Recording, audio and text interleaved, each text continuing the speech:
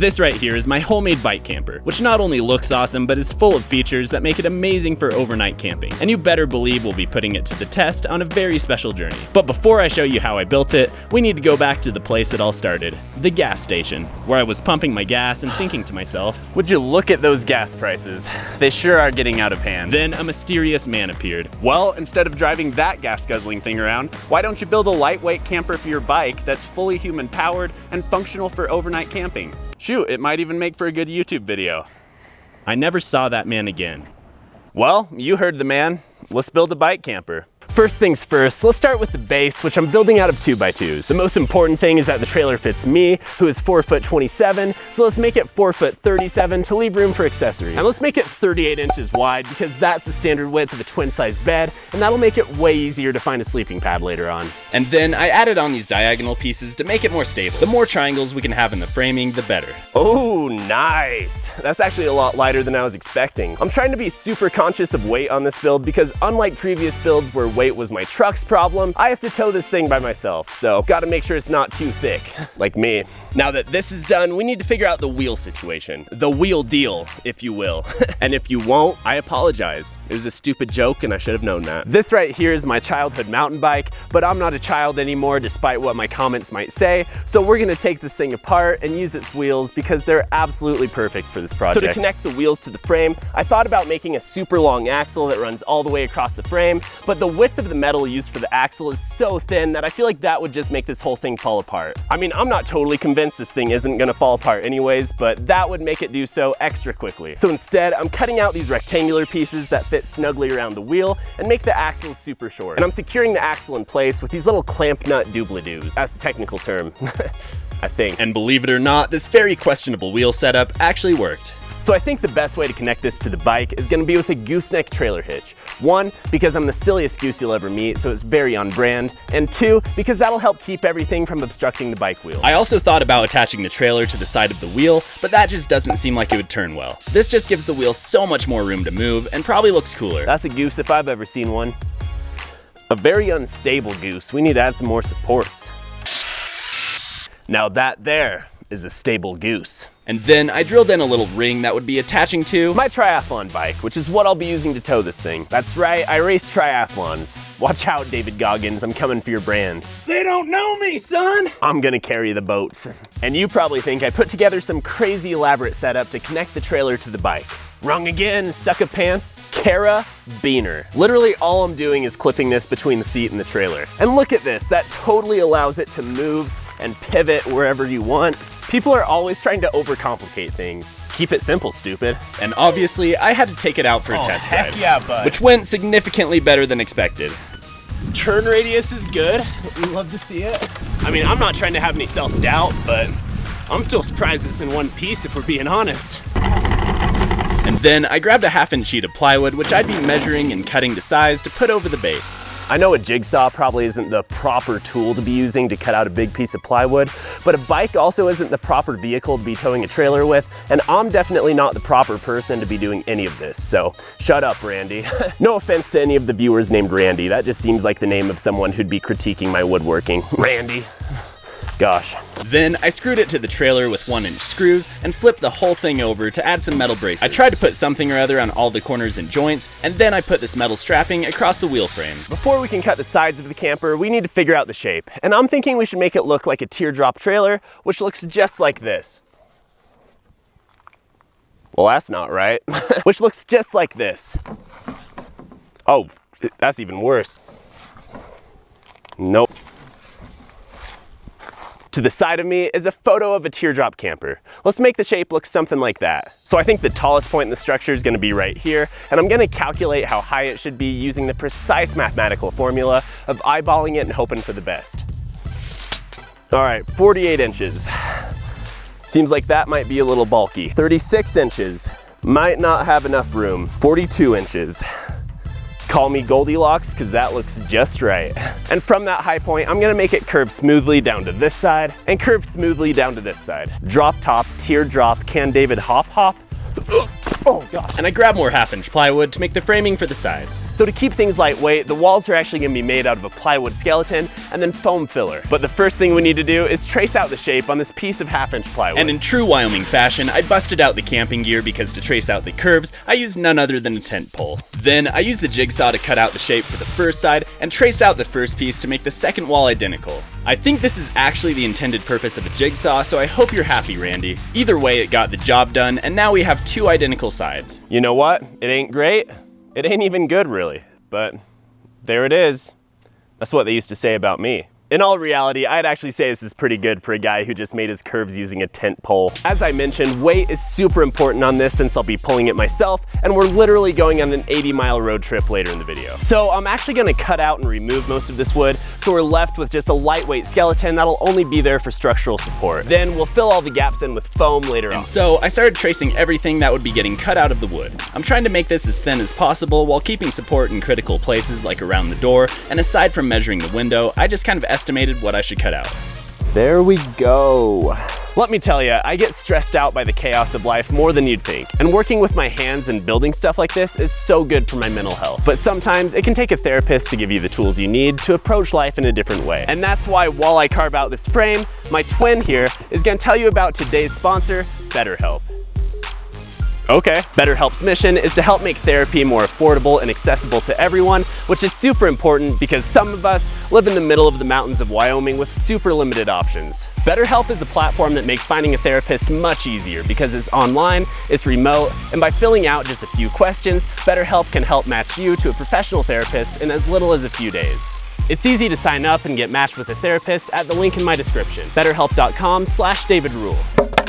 And clicking that link not only helps support the channel, but gets you 10% off your first month of BetterHelp so you can connect with the therapist and see if it's right for you. And because finding a therapist is kind of like dating, if your therapist just isn't a great match, you can switch to someone new at absolutely no additional cost without having to worry about insurance, who's in your network, or any of that gobbledygook. So if you're struggling with mental health, consider online therapy with BetterHelp. Click the link in the description or go to betterhelp.com/DavidRule. Thanks again to BetterHelp for supporting the channel, and it looks like David just finished cutting the frame. Need any help building the rest of this thing, dude? Nope, you only exist in my ad reads.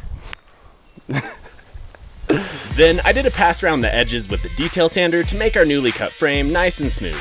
There we go. Now we have a couple of these super lightweight wooden frames, and now it's time to add foam. Most of the rest of this build is gonna be made out of foam board because it's lightweight, but still pretty sturdy. So first, I'm gonna put the wood frame on top of this 1-inch foam board and trace out the exterior plus the windows and doors. This is actually my first time using foam for anything but insulation, but it's actually such an awesome building material because it's both rigid and essentially weightless. I'll definitely be using it again. Okay, why does this foam look like it's sponsored by Grimace? Trying out the new Grimace foam from Home Depot. Happy birthday, Grimace. And to attach our wooden frame to the foam board, I used this adhesive that's meant specifically for foam. I pushed the 2 of these pieces together and they were practically inseparable, just one solid piece. And I filled in the gaps with this other 1/2-inch foam board that I traced out earlier so every piece would fit perfectly. The goal is for there to be no indentations here, but obviously it's not gonna be perfect, especially when I'm doing it. Foam adhesive? More like... I can't think of a joke. And now we have a couple of these super lightweight pieces that'll work perfectly for the sides of the camper. These are pretty much just a couple of 1.5-inch foam pieces with a little wood in there for support. And I actually got the idea to do the walls this way from Drew Builds Stuff, who I'm pretty sure is the OG of bike camper videos. Wait, Drew's Canadian. He didn't understand a single word of that. Let me speak his language. Oh, hey there, bud. Sorry I didn't mention this sooner, but I didn't want to go without giving you credit like an absolute hoser. Next time I'm way up north, let's ride some moose down to the Timmies and I'll buy you a double-double as a thanks for the inspiration, eh? Yeah, I speak Canadian. Now that the sides are complete, it's time to mount them on the trailer, right? Wrong! You bumbling scallywags. You actually thought it was time to mount the sides now? Unreal. This is exactly why I'm building and you're watching.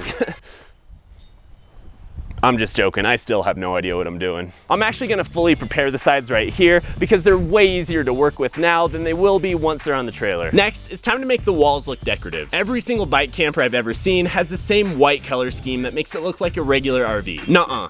We don't like that. I like my builds to look wooden, rustic, and like they'd be destroyed by a single matchstick in the blink of an eye. I'd love to use some of this nice cedar paneling on the side of the bike camper, but it's just way too heavy. So I've got 3 words for you. Synthetic wood veneer. Now, I only know what one of those 3 words means, but it's what this is. I think this stuff is made to go on kitchen countertops and such, but it's thin, light as a feather, and looks just like wood, so it'll be perfect to line the walls with. So I started applying the wood veneer to the sides, doing my best to work out all the creases and wrinkles as I moved along. And once I was done, I cut off all the excess from the sides and openings with a fillet knife. There you have it. You know, it's not perfect, it's a little lumpy and weird, but that's what they used to say about me, and I turned out all right, so there you go. Then I did the same thing to the other side, and let me tell you, this stuff isn't easy to work with, but given that it's my first time, I think we did all right. On second glance, these are actually really nice. They're just like big wooden teardrops. Now it's time to do the inner wall. So for these interior walls, I was also gonna use wood veneer to keep it rustic, but the problem is, I kind of don't have enough left. You run out of this stuff so fast, let me tell you, it's kind of just like a big roll of wooden toilet paper, and you just took a giant dookie. Normally, I think painting walls is for silly, stinky poo-poo heads, but sometimes you just gotta do what you gotta do, so I guess we're gonna paint them. If I have to paint it, I figure I should at least try to make it look nice, so I chose this nice cream color. Hope nobody's lactose intolerant. If you are, just tolerate it. It's not that hard. So I said goodbye to the Pink Panther and hello to a big old fresh white coating. And as always, I did the exact same thing to the other side. We gotta keep them twinning. You see, most people would put the white on the outside and then the wooden rustic stuff on the inside. I pulled the old switcheroo and did the opposite. Then I clamped the walls down onto the trailer and secured them down with 3-inch screws. I did my best to make these straight, and I drove the screws right into the plywood of the walls. So I'm gonna be making the roof out of this 3/4-inch foam board, so the next step is I need to go through and make some braces that'll go between the 2 sides, and that'll not only help support the 2 sides, but it'll keep the foam board roof flush with the edge.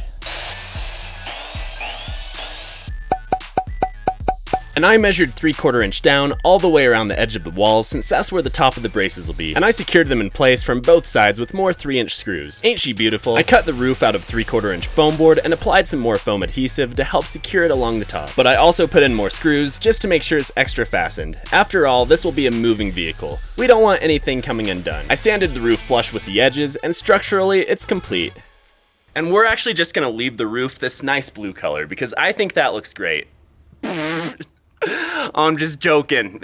What do I look like, Papa Smurf? I actually have a slightly darker color of wood veneer for the roof, so it'll be a nice 2-toned wood look. Let's get to work. Since I had some previous experience with veneer from the sides, the roof was a little easier. But this stuff was still an absolute pain to get up, and I hate everything about it.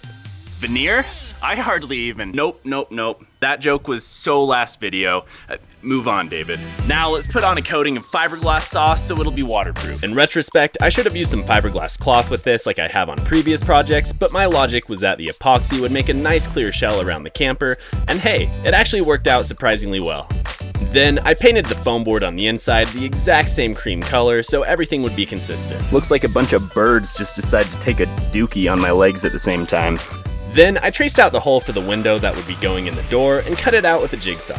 I sanded the entire thing and made sure it would fit nicely in the opening, which it totally did. Then I pretty much did everything I did to the sides to the door, from veneer to fiberglass to paint. I connected it to the main body with some hinges and confirmed that yep, that's a door alright. For a latch, I used another one of these thingy-mabobbers because they're just so simple yet so effective. Now for the windows, I'm using these exact same sliding RV windows that I used for the camper, and these are super easy to install because all I have to do is put a bead of silicone around the edge, put them into place, and then use a few trim screws to keep them down. These will do wonders to keep the inside ventilated. Now we gotta add a few things to the dumpy. The first of which is some red reflectors in case I do any riding in low light. And did somebody say yee-haw or yee-nah? I feel like I'm just building smaller and smaller living spaces in every video. Don't you ever talk to me or my son's son ever again. So I thought about doing a 12-volt lighting system in here like I normally do, but at the end of the day, I decided it'd be a lot easier to just use some battery-powered lights. I'm mounting a group of these to the top with adhesive. They click on and off, super simple, and the coolest thing is, they change color. Boom, boom, boom. For the bed, I got a Japanese floor mattress, and I'm still not entirely sure what that means, but let's find out together. It's like a little caterpillar. Oh, there we go. That's nice. And I didn't run power through the camper, but I do have this nice little power bank I'll put at the foot of the bed, and this puppy will charge up anything I need it to during the bike trip. And I thought about putting a solar panel for it up on the roof, but honestly, that power bank holds so much charge, there's no way I could use it all on a single bike trip. And of course, any cool living space needs wall art. Now you might be wondering why I put a neon sign of a frog and a cowboy hat on the wall.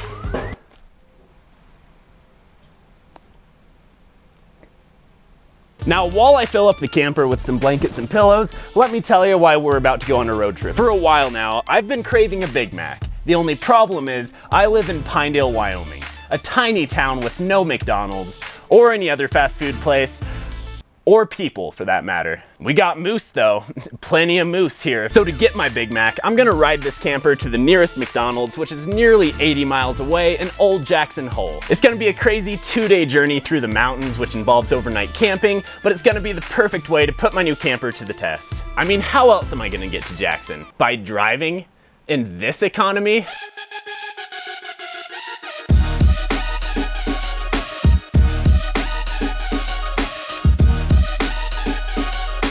And just like that, I was off on my journey. But this wouldn't be just any road trip, because along the way, my buddy Derek set up 3 obstacles, at each of which I'll have to complete a challenge to test the camper's functionality, and at each stop, I'll get an add-on to the camper that'll aid in my travels. And despite taking a spill in the first 10 miles, had a little crash into a bridge off camera, so it was just a hop, skip, and a jump to the first obstacle. All right, Derek, what do we got for our first challenge? What we got here is a nice little mobility challenge. You see, the trailer doesn't just look nice, but also can move nice. You gotta make sure it's maneuverable. We call this a slalom course where I come from. I mean, I guess where I come from is here, but. This thing is actually a lot more agile than I thought it would be. It's safe to say that I can maneuver any sharp road. Cones, on the other hand. Oh my serpentine! No. All right, coach, how'd you rate my performance? Not as nimble as I thought you would be, but I'd still give you a solid 6 out of 10. You're not the first person who's given me that. You passed your first challenge. So now what you get is this beautiful fan to keep you. Oh, 12-volt fan to put in the window. It's always so great to meet a fan. Woo, we have circulation, y'all. This fan just turned this thing from a sauna into a camper. Good, good. And the journey continues. I feel like I'm such a traffic hazard. I continued my journey through the Hoback Canyon, taking in some beautiful views along the way. And a good long ways down the road later, I arrived at the second obstacle, which doubles as my campsite. And this right here is our campsite for the night, which is pretty much just a nice little spot off the side of the road. Can I get a yeehaw? Yeehaw! Yeehaw! Yeehaw, boy! All right, what is our second challenge? Look at this. Think this will survive one of the famous Wyoming thunderstorms? I guess we'll find out. Rain wasn't in the forecast anytime soon, so we had to make our own.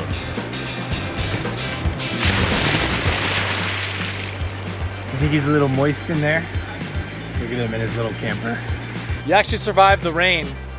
I survived that torrential downpour. Next addition to your camper is a butane stove and a cooler with a steak in it. You gotta replenish those calories when you're out in the great Wyoming. Here you go, bud. We got a nice steak, my favorite, and a sparkling water. It's a dinner of champions right there. And I actually love cooking, so I couldn't think of a better way to spend the evening out in nature. Bone apple teeth. So good.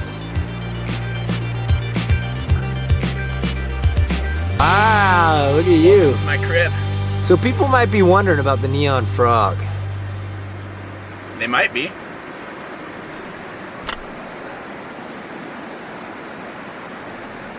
It is sleep time, and it is actually so cozy in here. I got my fan keeping it cool in here. I got my frog keeping me company. Got my Jackery charging my stuff. Life is good, y'all. Well, we gotta make it the rest of the way to Jackson tomorrow, so better catch some Z's. Wakey, wakey. Definitely got some moisture on the roof, as to be expected. I woke up and hit the road bright and early because today I'd be finishing my final leg of the journey to Jackson. But before I get too far, we still have another obstacle to face.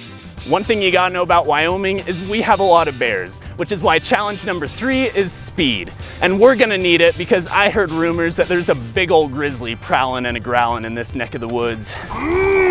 I'm very hungry. I wonder if there's any good bikers to eat today. And just when I thought my videos couldn't get any more stupid, this happened. What's that?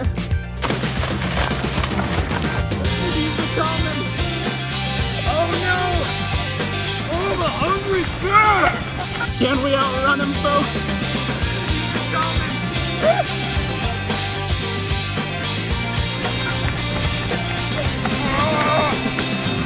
I think we tired him out. I think we're safe. Like Scoob, now that we've caught the bear, let's see who's behind the mask. Where, Raggy? Where? Old man Derek. I didn't think you'd outrun me on that piece of crap bike, but you did. Your prize is you are number 1. What an honor.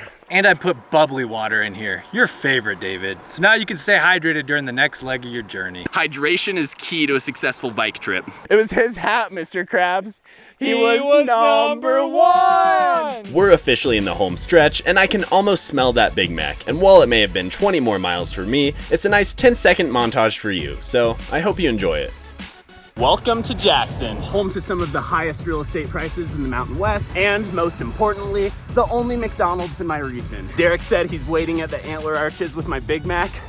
Let's go get lunch. Big Mac for a big boy. I made my way closer and closer to the town square, being a massive traffic hazard the entire time, and pretty soon the Antler Arches were in sight. The Pinedale Poppy has arrived in Jackson Hole, and now he requires sustenance. So we got you a delicious Big Mac. The whole point of this video. All right. Quality nutrition. It's different when you rode 80 miles for it. Woo!